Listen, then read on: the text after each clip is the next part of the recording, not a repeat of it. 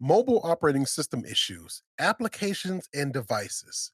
In this lesson, we're going to look at specifically mobile devices and applications and devices, issues that we have with those two.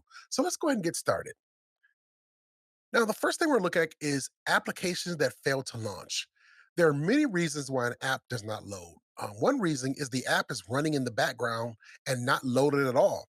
It's just becoming a foreground application and becoming in the application focus. So when you close it, it does not close all the way to free up memory. It just gets moved to the background and it's still technically running in the background. Another issue is that the app is not loading because the cache associated with the app is corrupted. Sometimes this happens after an app has upgraded. Now, on an Android device, you can clear the cache by going to Settings, Apps, choose the application, then the storage, and clear the cache. On Apple devices, go to Settings, General, iPhone, and Storage, Application, and reset the cache right from there. Now, applications also tend to crash or fail to close. Now, this is apps that crash or close unexpectedly. Another issue, again, you mentioned that you may have on with your device. This is a less common since the majority of our applications will run without issues, but this could often be intermittent. The recommended troubleshooting for an app crashing in this particular situation is basically similar to what our other issues were. First, you have to determine what is causing or triggering the issue. Once this is found, you can follow the recommendations. You can force quit the app. You can clear the app cache or clear the app data. If it comes to it, you can also uninstall the app, reboot, then reinstall the app. If it continues, consult the vendor. There could be some more lingering and more serious problems. It could be an update issue or conflicting with the device versus the software. Apps that are slow to respond. Sometimes we have this issue that comes up on our devices. This is always related to RAM. Mobile operating systems operate really the same as systems, the regular desktop computers and laptops. The programs are loaded into RAM and allocate an amount of to the operating system for the apps and other items. Some mobile devices allow you to see the RAM usage. Like in Android, you can go to settings, battery, device care, and memory. But in Apple, there's no way to monitor it. May have to do a simple soft reset.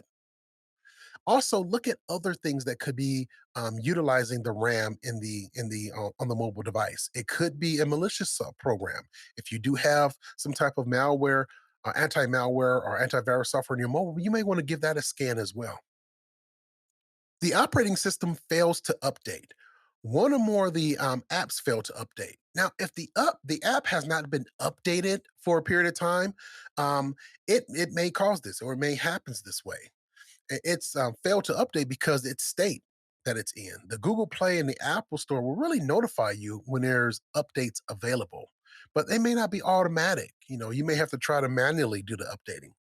Now, if it fails, you may have to force quit the app and restart the device. Temporarily disable any type of antivirus and try updating again. Make sure you have an internet connection. Could be one of the problems as well. Last resort, you may have to uninstall and reinstall. Now, again, verify that your device is up to date because if it's not up to date, sometimes the it will not update because it's so far out of alignment. Battery life issues. Look for noticeably physical damage, like swelling of the battery and things along those lines. Now, tips for increasing your battery life is keep your operating system up to date. Avoid too high or too low temperatures. Let the screen dim automatically. And also turn off location based services. Turn off peripherals when they're not in use. And check for high performance usage like high RAM and high CPU usage. All those things can help you lengthen the life of your battery. Sometimes your device may experience random reboots. This can be related to both hardware and software issues. Trying to diagnose an intermittent problem makes it hard, but it's not impossible. It's important to have a list of common sources that you can check that you can help with the process of finding out what the source is. Battery health. If it's a phone, check the battery to see to make sure it's not swollen or damaged or anything like that.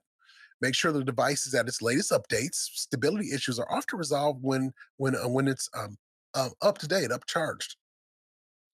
Storage. Make sure there's enough storage on the device, no more than 80 to 90% usage.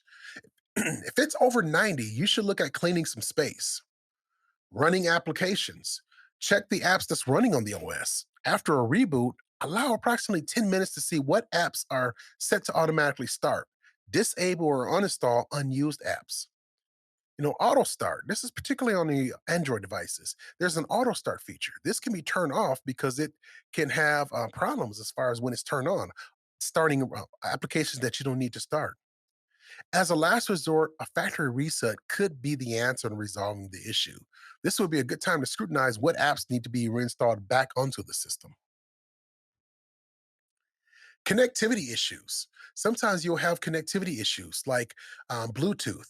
Make sure that your phone is not in airplane mode. Is the Bluetooth turned off? That can happen sometimes. If it's Wi Fi, it could be the Wi Fi radio that's turned off, or it can be an app or software that's controlling the Wi Fi. Check that as well. Now, if it's an NFC problem, it could be a little bit differently. Of course, you want to make sure that the airplane mode is not on, but check the reader. It could be the vendor where you're trying to pay for the product that you're buying. It could be that their reader is not working. It could be sometimes the cases on a mobile device prevents the NFC connection from happening. Or it could be something as simple as the credit card that's on file for your payment device, your payment account. Try a different card. Point the software to a different card. If it's AirDrop uses both Bluetooth and Wi-Fi, so some of the same troubleshooting steps would apply here. It is a very reliable protocol, and it normally works in any given time.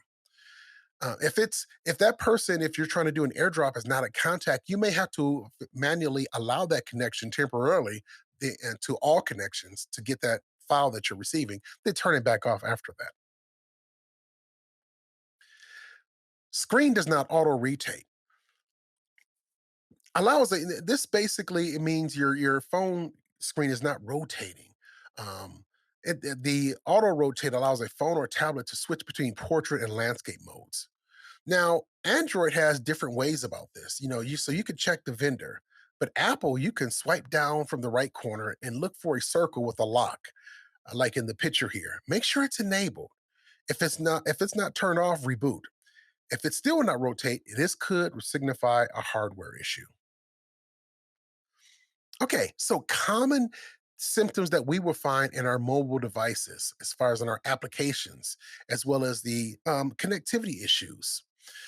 We looked at application fails to launch, when they close and crash, when an application fails to update, when our operating system is slow to respond, when the operating system failed to update, and battery life issues. And we talked about some connectivity issues here. So thanks again for being a part of this lesson as we continue on with your A plus certification.